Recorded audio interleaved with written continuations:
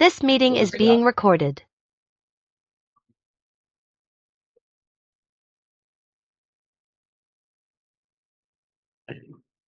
So we will continue from Canto 1, Chapter 10, Text 8.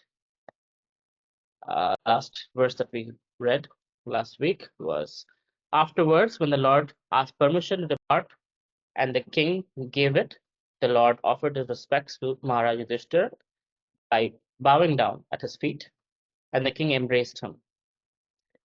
After this, the Lord, being embraced by others and receiving their obeisances, got into his chariot. So you remember that when Krishna was trying to leave last time, Kunti Devi held him over. Please don't go. And she had a beautiful prayer that she'd rather have all the troubles and Krishna be there to protect her than have her son rule over the planet and not have Krishna's association. So that's the beautiful, yearning of a devotee's heart. And by her prayers and Yudhishthira Maharaj's request, Krishna stayed for a few days. Bhishma Dev passed away, and now Krishna is taking permission to leave, and he's receiving all the obeisances from the the royal family of Hastinapur. Somebody wants to read the Sanskrit and the translation? Hare Krishna Prabhuji. Yes, Hare Krishna Maharaj. Subhadra Draupadi Kunti Virat Tanaya Tatha Gandhari Dhritarashtrascha Yuyutsa Gautamo Yamo Vrikodaroshtyadomascha Striyo Matsya Sutadaya Nasehire Vimuhyanto Viraham Sharanga Dhanvana. At that time, Subhadra, Draupadi, Kunti, Uttara, Gandhari, Dhritarashtra, Yuyutsa, Kripacharya, Nakula, Sahadev, Bhimasena, Dhaumya, and Satyavati all nearly fainted because it was impossible for them to bear separation from the Lord Krishna. Thank you, Mataji. So, Krishna, this is not Vrindavan, this is Hastinapur. Yet, the Lord's attractive nature, his loving nature, is such that just like the gopis who had conjugal loving affection for the Supreme Lord were fainting when Krishna was leaving, they just became mad and literally lost their senses. Similar things are happening here, as you see, amongst those who had Krishna's association all this time. Some on the dharmic side, some on the adharmic side. Even people like Gandhari, Dhritarashtra. Gandhari obviously has always been a devotee. Dhritarashtra not so much. But nevertheless, they're practically, nearly fainted because it was impossible for them to bear separation from Lord Krishna. Now, we, most of us here, consider ourselves practicing devotees, and we consider ourselves pious, living a Krishna conscious life as much as possible. Not, at least I'm not a pure devotee, and maybe most of us are not. Having said that, does it ever feel this kind of feeling where we miss Krishna, where there's a yearning in the heart that how can I be without Krishna? How can I have spent a few moments without thinking of him? And that yearning, the lack of that yearning, if it is not there, is a symptom of our material disease. And that's as Krishna consciousness, as we move and progress in the path of Krishna consciousness, the litmus test that helps us understand if we are moving or not is a sense of yearning. Like many of us do feel that when we're leaving Vrindavan. I saw many tears in the eyes of devotees, when leaving Vrindavan, because it's kind of like we've forgotten, our home, and finally we're there, and then again quitting that and going somewhere else feels unnatural, So same way, the Goswamis of Vrindavan, who were all erudite scholars, extremely, good in their own fields, whether it's Rupa Goswami, Sanatan Goswami being the diplomats and the scholars that they were, Gopal Bhatta Goswami having his father's kingdom and business, extremely, uh, sorry, not Gopal Bhatta Goswami. Gopal Bhatta Goswami was coming from the South Indian Brahmana, Carnatic Brahmin family. Then the other Goswamis, I'm forgetting his name. Gopal, just two Gopals. One is Gopal Bhatta, one is hmm? Another Gopal Goswami. So he was son of a great business person, almost like a zamindar, uh, come king, somewhere in the middle, very rich person, and he left all that. So all these personalities had a lot of prowess and a lot of credits to their name. And when they reached Vrindavan, they would wear a kopin, just underwear, hardly anything, what a beggar would wear. And that's all they had, a kamandulu and a kopin. And their whole yearning was, where is Krishna? Where is Krishna? Ha Krishna, Ha Krishna, looking for Krishna everywhere. Like the Shat Goswami Ashtaka beautifully describes this prayer, that they would be wandering in the forests of Vrindavan, looking for, where is Krishna? When can I see him? That yearning in the heart. That yearning in the heart is a symptom of spiritual progress, and lack of which is a symptom of the material disease that we have. So if anytime we think we are pure devotee, we can just simply test how much we miss Krishna, how much we know Krishna to miss him. So first, you have to know someone. And when you build a relationship with that person, then you start missing that person, right? Like Rukmini, she just heard about Krishna. And by hearing about Krishna, she fell in love with Krishna. And then she started yearning for Krishna. And eventually she wrote a letter to Krishna, please come and abduct me, right? And she united with Krishna. So there's a process, right? We hear, we get attracted, then the yearning of the heart comes. And then, maybe there's a chance of uniting with Krishna. Not like Brahmajyoti union, but uniting in our relationship and our service to Krishna. And that's what we are looking for. So we at least started the journey. We are at a certain point where we are learning about Krishna. And hopefully in that learning process, the yearning has already started in the heart somewhat. So hold on to that, right? Hold on to that yearning for Krishna. Krishna, I want you. Krishna, I want to see you. Oh, wouldn't it be so wonderful to hug you and serve you? Oh, I'm looking forward to being Vrindavan and being in the places where your lotus feet has touched, where you have done so many childhood pastimes, right? That mood, if even if you have a fraction of a second, hold on to that. That's our treasure. Pranadhana, we say. That's the treasure of our heart. And that is what a devotee is comprised of. Devotee has many things that others see.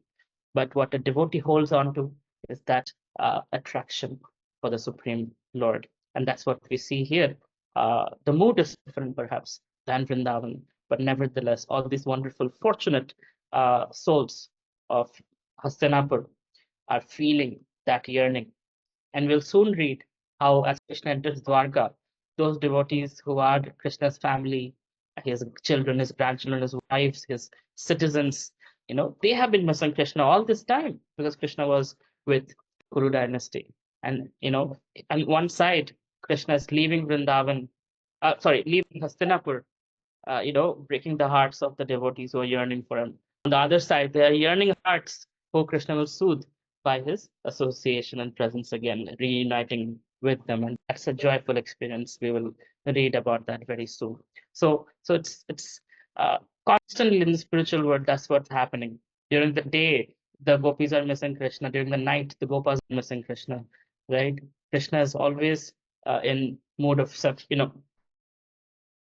Krishna's devotees are always in mood of separation and mood of union with Krishna, and that's what builds the adventure of our Krishna conscious journey.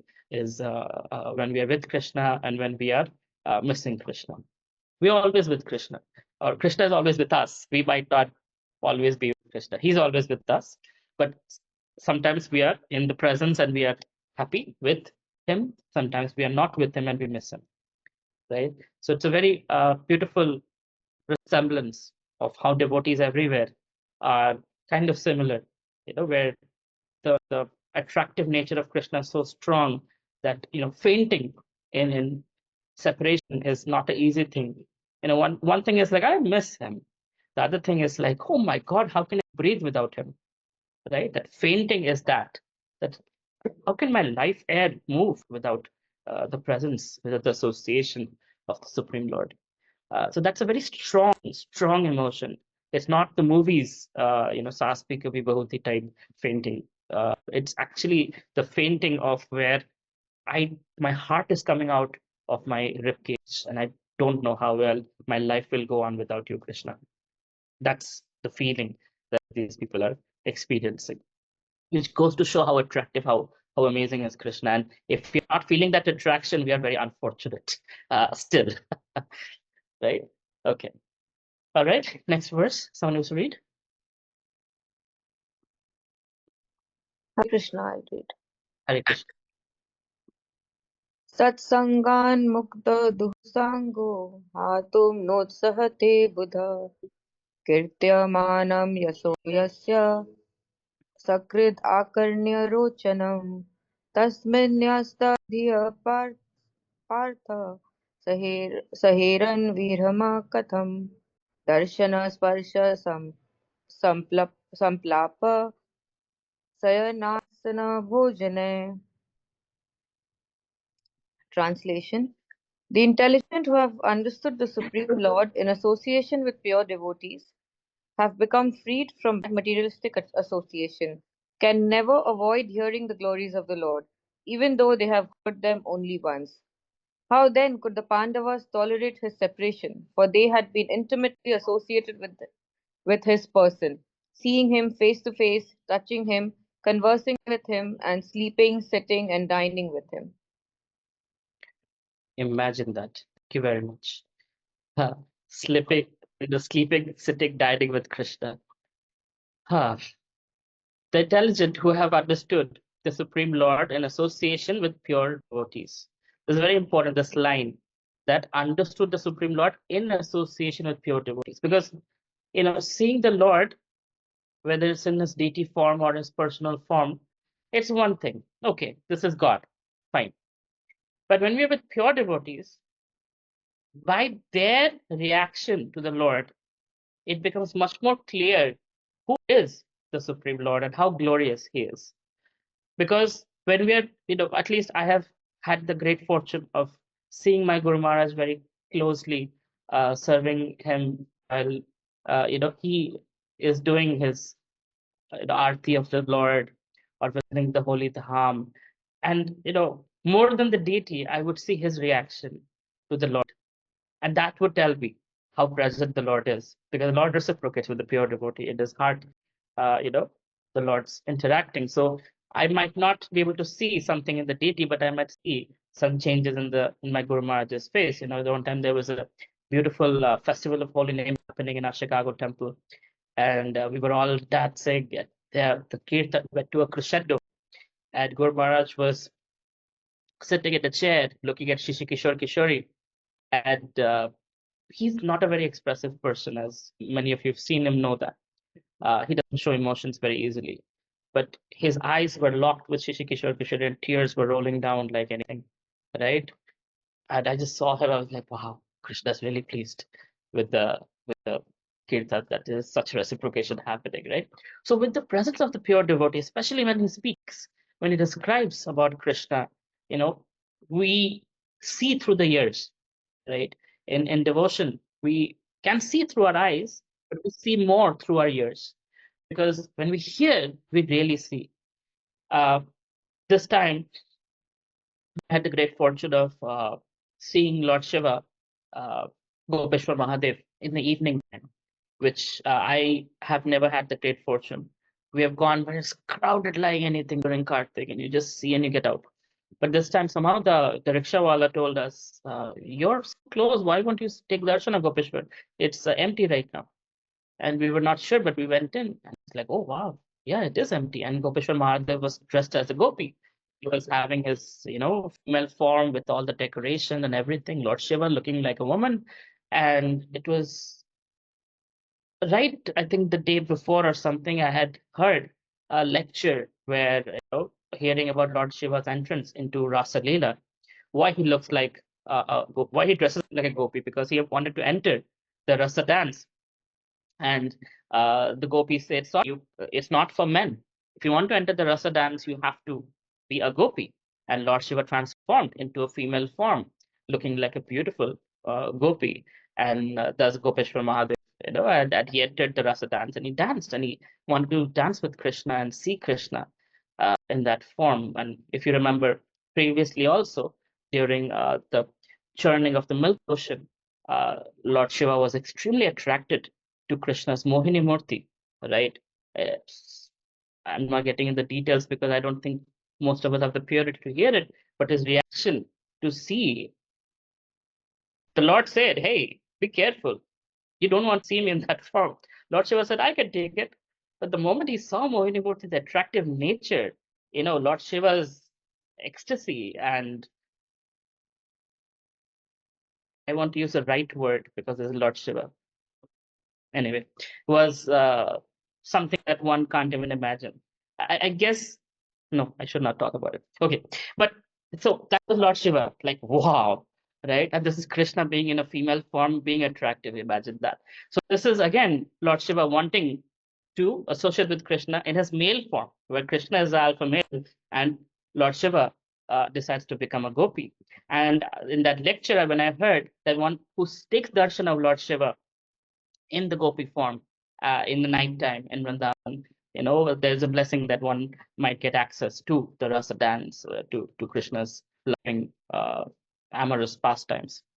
So with that hearing, when I saw Lord Shiva in that form, I was like, wow, now do I, someday will I get access to be in the association of the wonderful gopis and Krishna and the dance? I can't imagine what it would be like, but would it be nice?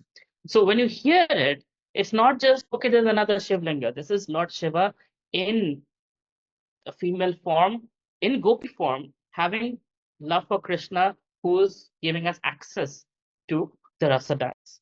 So suddenly it just becomes something else. Giving another example, uh, there is a stone, when you do Govardhan Parikrama, there is a stone that has a half circle or moon-shaped mark on it. Now, today it's a temple and it's a big thing and hard to even enter. But when I first time I heard that, nobody knew about that stone. Only devotees knew.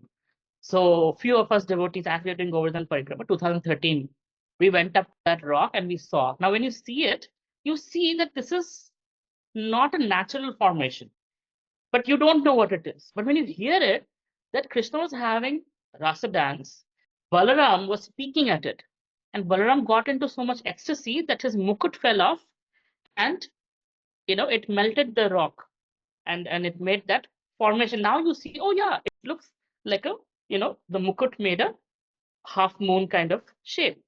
And then you see it and you're like, wow, this is Balram's mukut touched this.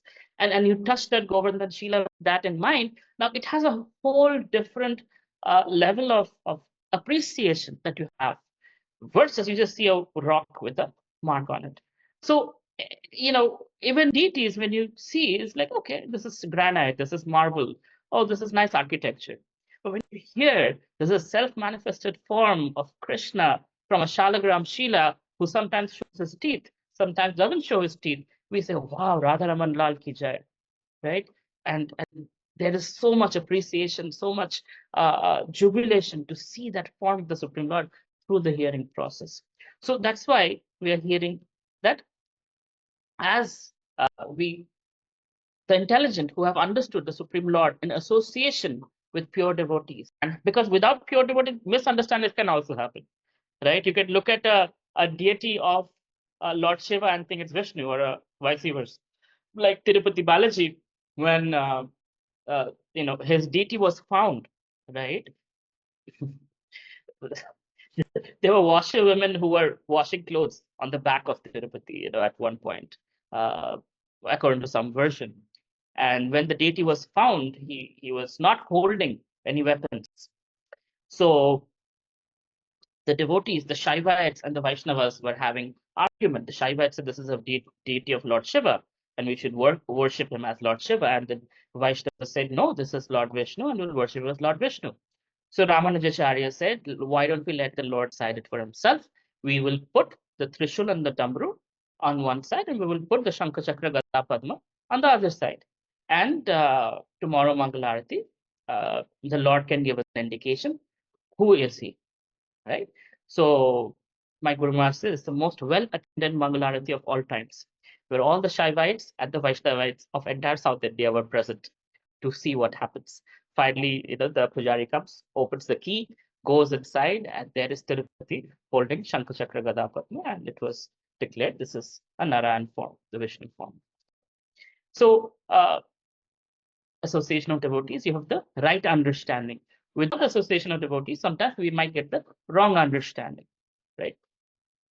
And obviously, when it now in historical terms, when we go to holy places, there are many places that have multiple stories around it, and some might be factual, some might be not. You have no way of knowing. But so archaeological is one evidence, but sometimes you don't have archaeological evidence. What do? You go with the pure devotees. So I'll give a nice example from a disciplic succession. Srila Bhaktivinoda Thakur was looking for Chaitanya Mahaprabhu's birthplace. The Ganga had moved, moved over. So as Mahaprabhu left the planet, the Ganga had moved over Mayapur as it stands today. That whole area was under Ganga. So all the houses and archaeological evidence practically were gone. 200, 300 years later, the Ganga moved back again. So people by now had thought that Navadvip is Mayapur. Until date, those people living on the other side of Ganga still believe that is real Mayapur. And they say, oh, these ISKCON people have made that Mayapur. That's not real Mayapur. But the Ganga had moved. So Bhaktivinoda Thakur, after the Ganga had moved, he had appeared. So he was figuring out how do I know? God, give me some sign. So he was studying in the library for hours and hours, days and days, looking through scriptures, looking through different biographies of Chaitanya Mahaprabhu, and trying to figure out, pinpoint that place. So sitting in Godrum Dweep on the rooftop, hopefully one day we will go together there in Bhaktivinoda Thakur's house. I've been there. He was chanting Hare Krishna and praying to the Lord, please, my Lord, give me some indication where your birthplace is. So as he was chanting, he saw an illumination where the TOP stands today. And he saw a massive temple, Adbhut Mandir, that has been built today. And his vision, he saw Africans, Europeans, whites, blacks, the whole world, Russians, he mentions, were dancing in ecstasy, chanting Jai Sachinandana, Jai Sachinandana. And that vision went away. Bhaktivinoda Thakur knew this is an indication. He prayed, the Lord gave him a vision. Next day, he crossed the Jalangi River and went onto the other side, and he started exploring the place. It was entirely Muslim population, and today also, if you see, it's entirely Muslim population. And there was no sign of anything Vaishnava, anything devotional. And he asked some of the local people that, have you seen anything weird about any place here, something to do with devotion? And one guy said, yeah, there's this neem tree that's there, under which only tulsi grows. It's a barren land, we can't grow anything else. It's a neem tree, and under which only tulsi grows, nothing else grows there. Bhaktivinoda Thakur says, can you take me there? So he took Bhaktivinoda Thakur there, and he realized this cannot be just another, this must be something special. So Bhaktivinoda Thakur Guru at that point, Gaur Krishnadas Babaji. Raghunathas Babaji or Gaur Krishnadas Babaji? I keep mixing it. But yeah. Gaur Krishnadas Babaji. Huh? Gaur Krishnadas Babaji. Gaur Krishnadas Babaji. So Gaur Krishnadas Babaji at that time was 135 years old. And he could not move. He was practically invalid. His eyes had to be opened like this. You had to open his eyelids to even see. But somehow Bhaktivinoda Thakur said that this would make my Guru Maharaj very happy if he finds this place. So he asked Gaur Krishnadas Babaji's servant to carry him in a basket and bring him here. So on his head, he carried Gaur Krishnadas Babaji in a basket. And as soon as that place was reached, Bhaktivinoda Thakur didn't have the time to even ask Gaur Kisada's Babaji. He just jumped from the basket. Now, here is a person 135 years old who can't move. He jumped out of the basket from the head of Govinda Das and started dancing Jai Sachinandana, Jai Sachinandana. And Bhaktivinoda Thakur was like, that is my evidence. I got it. But for the people who don't have faith, for them, he started digging. He bought the land, started digging there, and eventually he found uh, Antasesh deity, golden Antasesh deity that Jagannath Mishra, Chaitanya Mahaprabhu's father, used to worship. The home deity that's there in the scriptures in Chaitanya Charitamrita and other places. This is the deity worshipped by Chaitanya Mahaprabhu's father, and that deity was sitting under the house, because the foundation of the house generally, even today, many people do that. When the foundation is built, they put Antasesh there with Vishnu. So that deity was found, and that deity is still there.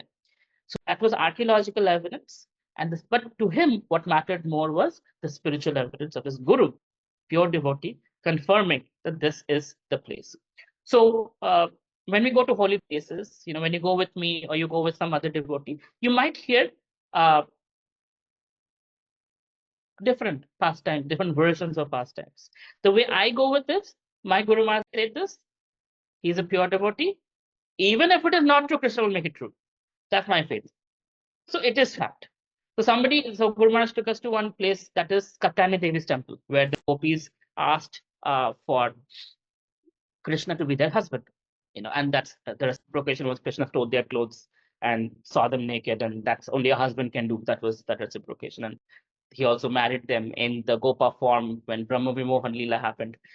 Anyway, long story short, that was that place, and we had great ecstasy, going to that place, Katyayani Devi temple. It was very special. Guru Maharaj took me personally with him, and we took her darshan, obeisances, and all that. And then one of my very scholarly friends tells me, oh, that's not the actual temple. The actual temple is a little further away, something, something, something. I'm like, you know what? It doesn't matter, even if you're right. Because my guru, he's a pure devotee. He has taken me there and said that is Katyayani Devi. And to me, that is Katyayani Devi. It doesn't matter. So I'm a little fundamentalist like that, because I see through the eye of Guru, Sadhu, and Shastra, right? And it is absolutely a scriptural statement that when a pure devotee says something, Krishna makes it true, even if it is false. Even if a pure devotee makes a mistake, Krishna will make it true. So we know the story about Jagannath, but I'll share it again. Should I? The devotee who told a lie and Krishna made it true. Everybody heard this already, probably, but I'll say it again. It's always nice to hear Jagannath pastimes. So there was a king entering Jagannath temple, and the pujari generally is supposed to bring in a garland of Jagannath and honor the king. So this pujari heard the king is coming, so he got a little nervous, and he came out without a garland.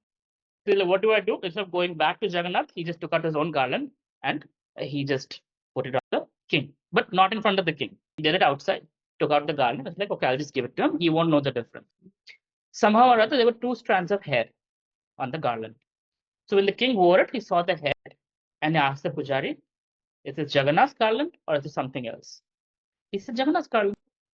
And the king said, but it has hair on it. He said, Jagannath has hair.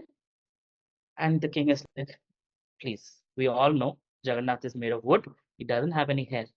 The pujari insisted. He knows he's lying, but he held on to that lie because he was stuck. He was, if he says otherwise, the king might take offense and he might be in prison. So he held on to his lie and he kept on saying, Jagannath has hair. The king said, please, I'll give you time. You can reconsider. Tell me the truth. No, I'm telling you the truth. Jagannath has hair. King said, okay, you know what? You're not in the right mindset. I'll give you a night to think about it. Tomorrow morning, I will come. I will enter the Jagannath temple. And if I don't see hair on Jagannath, off with your head, right? And the pujari was shaking inside, but externally he was very confident. He said, you come tomorrow, you'll see Jagannath's hair. The pujari came to Jagannath. Pujari came to Jagannath and he's like, my dear Jagannath, made a mistake. Please grow some hair. Save my life. And he really prayed to the Lord. He slept there only. In the morning, he woke up, saw Jagannath. There was no hair. He's like, oh, I'm a dead man. Jagannath saved me. What do I do? Somehow or other, save me, Jagannath. King is coming. So now all the trumpets are blowing. Oh, king is coming. He's like, okay, here are my last moments. Jagannath, please do something. Jagannath doesn't have any hair. Finally, the king enters, and then he takes darshan of Baladev Subhadra, and then he looks at Jagannath, and Jagannath has long flowing hair. The king chuckles. They're like, ha, this Pujari thinks I'm a fool. He just put some wig on Jagannath just to prove that Jagannath has hair. So he takes the hair, he winds it on his hand, and he pulls it. And the hair that gets torn, with the hair comes skin and blood.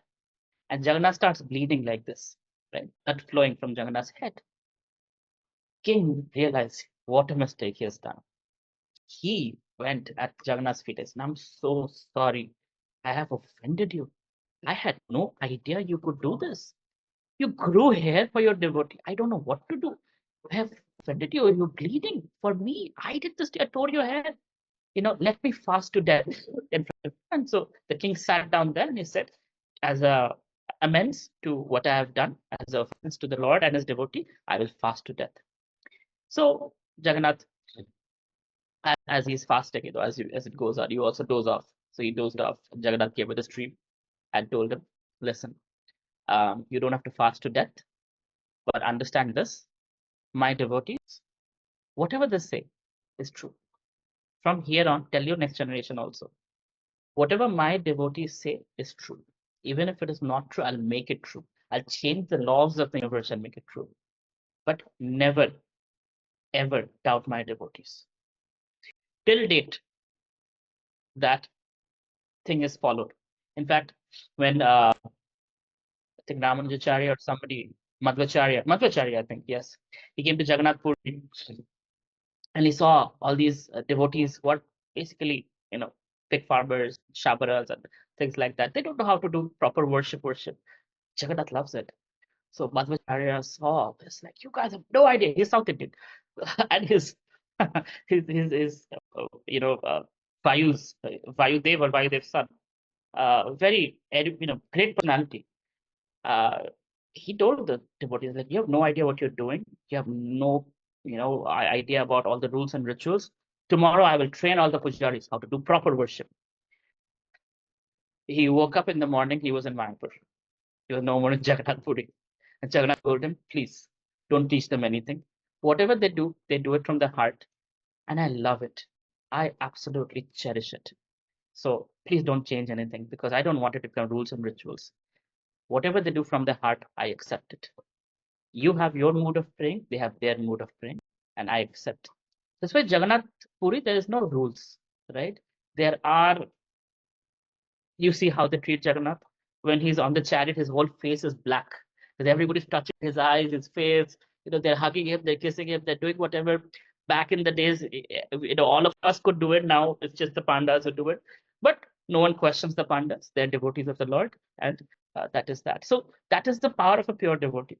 So when you want to see something, we see through the sound vibrations coming from pure devotees. That is what the Bhagavatam is saying.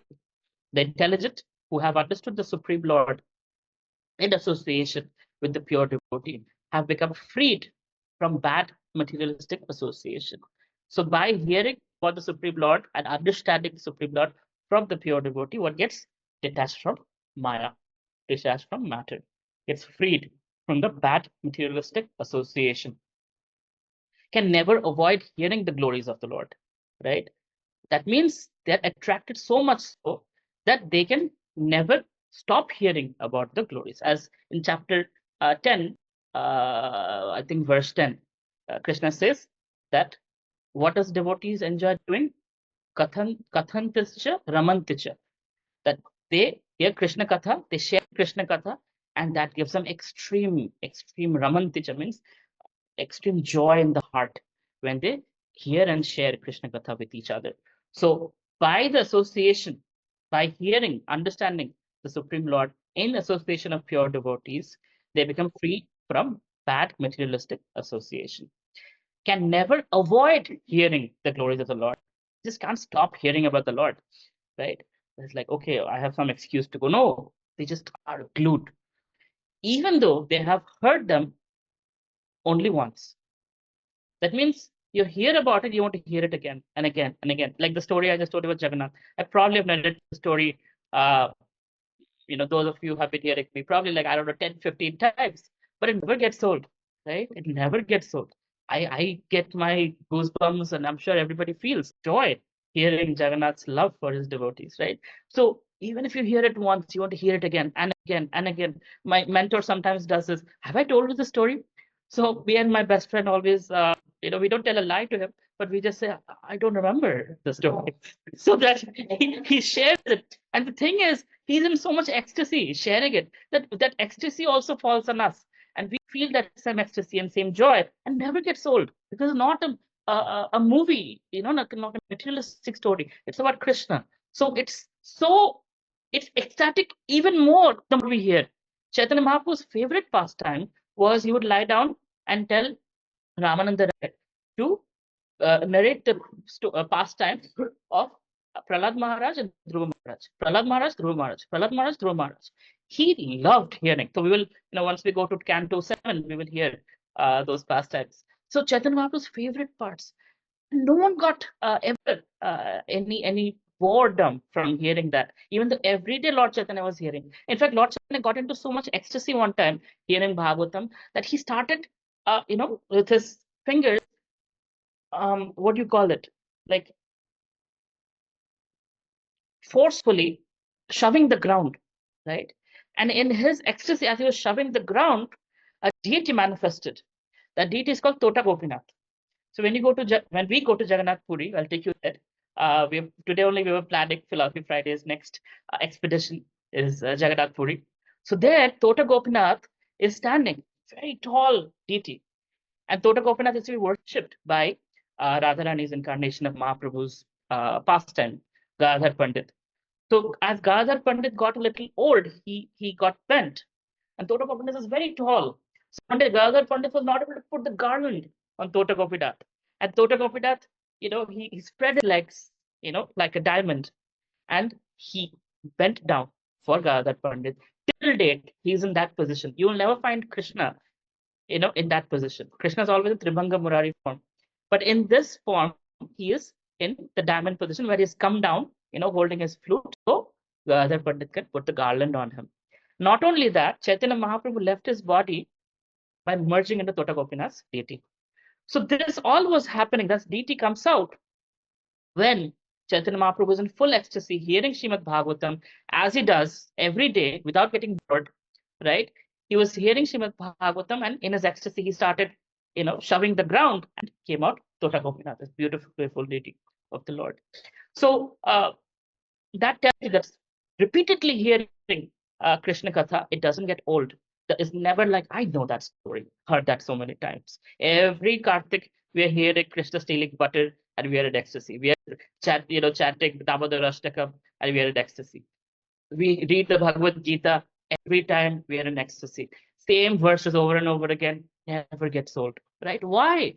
That is what spiritual quality is. We are so used to material, Netflix and other things where we watch a movie and we are kind of done with it. And maybe 10 years later, we can watch it again, right? This is not the same thing. This is something you can hear every day, and still you want to hear more and more. So that's how you know this is spiritual. Like, I was very happy last time when we went to Vrindavan, everybody said they want to come to Vrindavan again. So again, this year we'll go to Vrindavan. Krishna willing. Okay.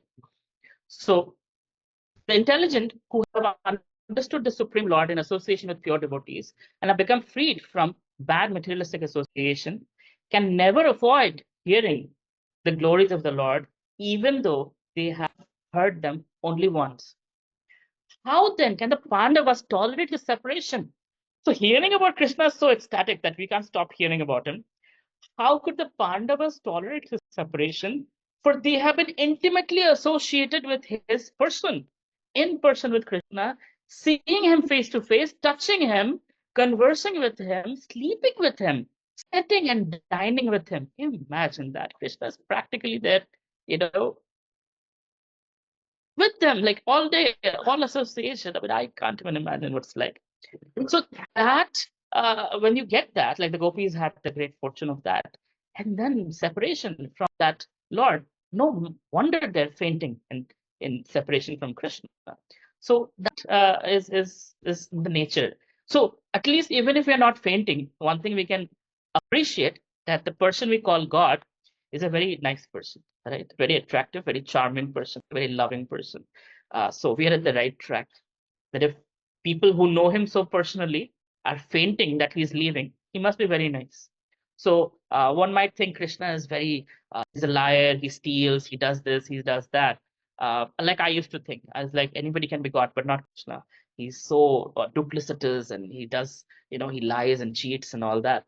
But, you know, I'm very fallen soul, so I had those thoughts. But anyway, for all of us, even if we have that thought, we can appreciate that these great personalities are fainting in ecstasy. So must be so attractive. And when we actually get to meet him and associate with him in the spiritual world, what it must be like. And of course, Punarjanmana Vidyate, Krishna says that Tyakta Deham, once you leave your body and you come to my abode, Punarjanmana Vidyate, you don't come back here again, because you know how ugly this place is, and you go back to him and you see how wonderful he is and how loving and kind he is, right? What's the wonderful nature of Krishna? I was telling Juhi the other day that when we reach the spiritual world, like Gopakumar reached, Krishna comes running in ecstasy and embraces us, and that's how he welcomes us back to Godhead, right? Where were you all this time? I was missing you, right? And we finally like, oh my God, how can I be without him? What was I doing away from Krishna? See, that's the union moment when we meet Krishna. So we are all poised for that journey back to Godhead. But till that happens, even if we don't have that faith, we can at least appreciate the great personalities who are having so much of a meltdown seeing Krishna leave. Next verse.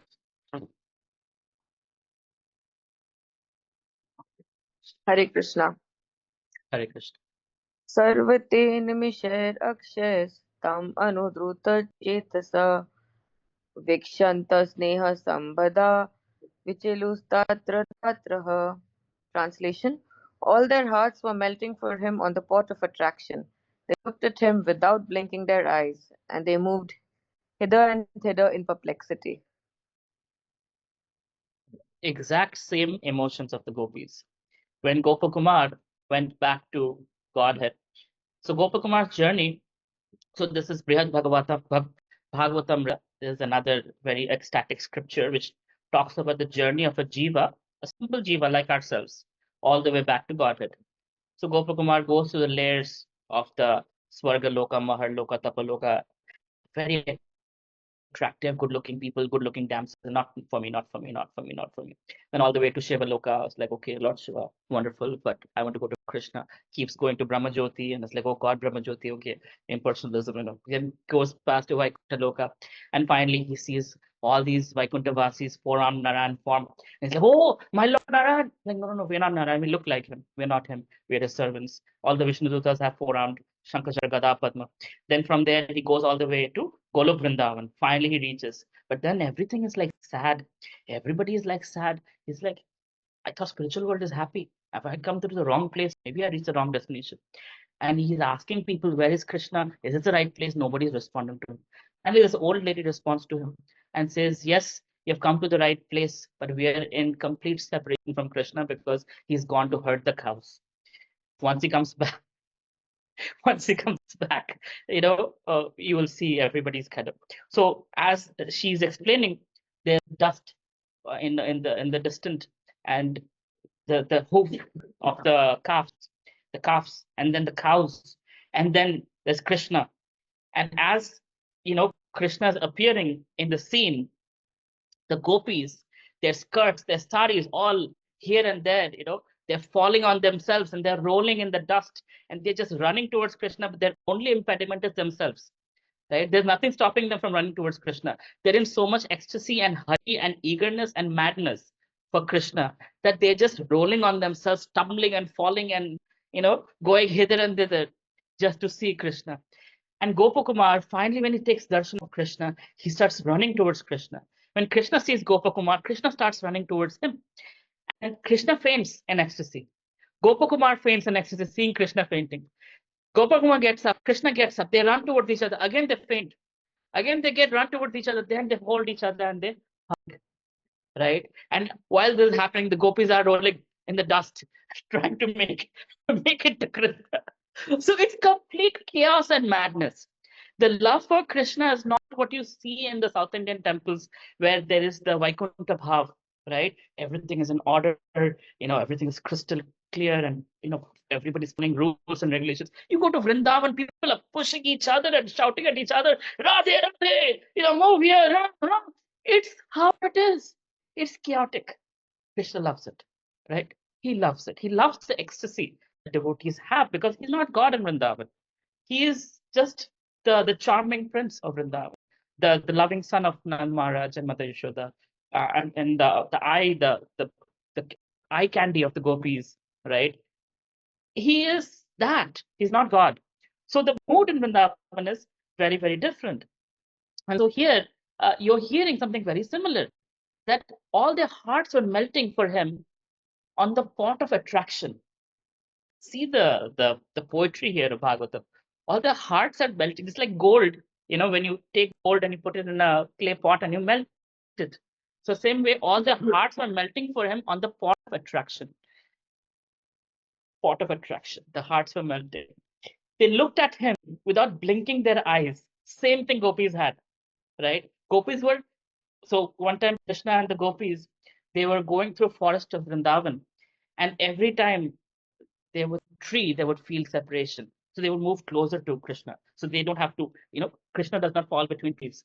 Then the eyelids, every time the eyes would blink, they would feel that 12 years have passed, right? That blink of an eyelid felt like a yuga. And in this case, yuga means 12 years. They were cursing Lord Brahma. Why did you make eyelids that we have to blink and we can't see Krishna for a microsecond? So that was the intensity of the gopis. And the same thing we are seeing here with the Pandavas, where they don't want to blink. They want to absorb Krishna, right? They looked at him without blinking their eyes, and they moved hither and thither in complete perplexity. So you see that, yes, the gopis' mood were conjugal. Their mood might be friendship. But the attraction for the Lord is so, so strong, right? And so similar. So again, it goes to show how loving a person Krishna must be, that his devotees have such madness for him, right? When we see the Coldplay concert and people going crazy, right? We can appreciate that. Wow, this singer must be so good that people have so many followers, so many fans, so many things. Imagine the personality of Godhead, right? Where people are willing to lay down their lives for the Lord. When the temple of Ranganath Swami was attacked, 12,000 devotees stood in front of the temple while the deity was taken away to safety, so that they could be killed. It would take time to kill 12,000 people, and that was the time they were giving the pujari to take the deity to safety. So devotees are willing to put down their lives for the personality of God. What kind of, attraction, what kind of, touch Krishna must have done to their heart that they feel that level of love. How loving Krishna must be that devotees who are of this material world are willing to lay down their lives without a second thought. So that goes to show how much of a loving personality Krishna is. Even though we might not have the full realization today, but we can at least appreciate that from the experience of the Hastinapur Vasis. Akshat Prabhu is asking, Hare Krishna, every temple in Vrindavan is elevated above chest. Is it natural, or people have elevated it so that no one should come near to the Lord? Acha, you're saying Radharaman because it's on the tall. It's generally, I think, the